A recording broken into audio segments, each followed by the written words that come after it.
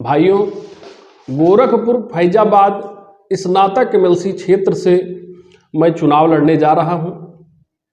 अब आप सभी के भीतर प्रश्न होगा कि मैं चुनाव क्यों लड़ रहा हूं, क्या उद्देश्य है चुनाव लड़ने का। ऐसे हमारे तमाम साथी जो हमारे संघर्षों को पिछले कई वर्षों से देख रहे हैं, आज विशेष जिज्ञासा उनके भीतर होगी कि चुनाव को लेकर के हम अचानक सक्रिय क्यों हो गए। हम बता दें कि आज देश का जो वातावरण है, यह जो कलुषित राजनीति पनप रही है, आज देश को विभिन्न गुटों, संप्रदायों और वर्गों में बांट दिया गया है। सरकार की इसी नीति के खिलाफ हम लोग अनवरत संघर्षरत रहते हैं, आगे भी रहेंगे। विभिन्न वर्गों के लोग अपने जनप्रतिनिधि चुनकर विधान भवन में और संसद में भेजने का कार्य करते हैं और वहां वो लोग पूरी ईमानदारी से अपने समाज की बात मुखर होकर कहते हैं, उनके मुद्दों पर पुरजोर समर्थन करते हैं और लड़ाई लड़ने का कार्य करते हैं। लेकिन तथाकथित सवर्ण समाज के नुमाइंदे, जिनको हम जनप्रतिनिधि बना करके विधान भवन और संसद में भेजते हैं, वो हमारे ही पीठ पर खंजर घोंपने का कार्य करते हैं। हमारे मुद्दों को उठाने पर उनको शर्म आती है, हमारे लिए लड़ाई लड़ना उनको नागवार गुजरता है। इसी पीड़ा को लेकर के आज मैं चुनाव लड़ रहा हूं। इसी परिपाटी को बदलने के लिए, इसी व्यवस्था को बदलने के लिए मैं चुनाव लड़ रहा हूं। मुझे पूरा विश्वास है कि जिस समाज के लिए मैं संघर्ष करता हूं, जिन लोगों के लिए मैं लड़ता हूं, उनका मुझे इस चुनाव में भरपूर समर्थन मिलेगा, भरपूर सहयोग मिलेगा।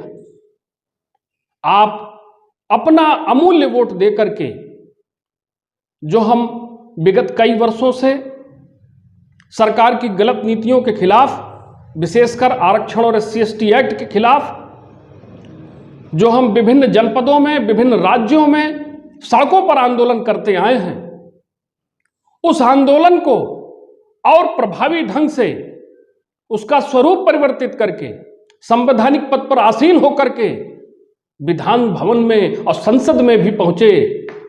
इसी प्रयास में, इसी दिशा में सकारात्मक प्रयास करते हुए हम चुनाव में प्रतिभाग कर रहे हैं।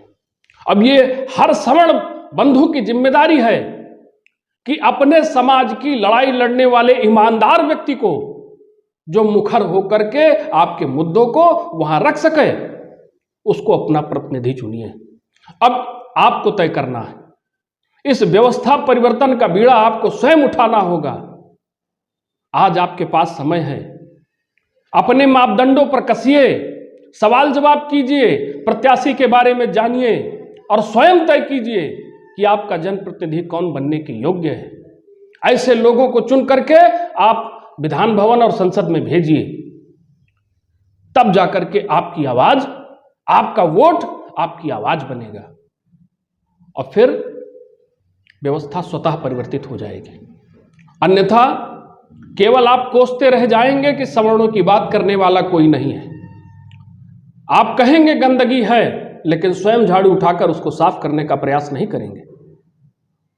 आज परिस्थितियों का रोना नहीं रोना है, उसे बदलने का बीड़ा उठाने की जरूरत है। एक छोटा प्रयास, एक छोटे दीपक के रूप में मैं करने जा रहा हूं।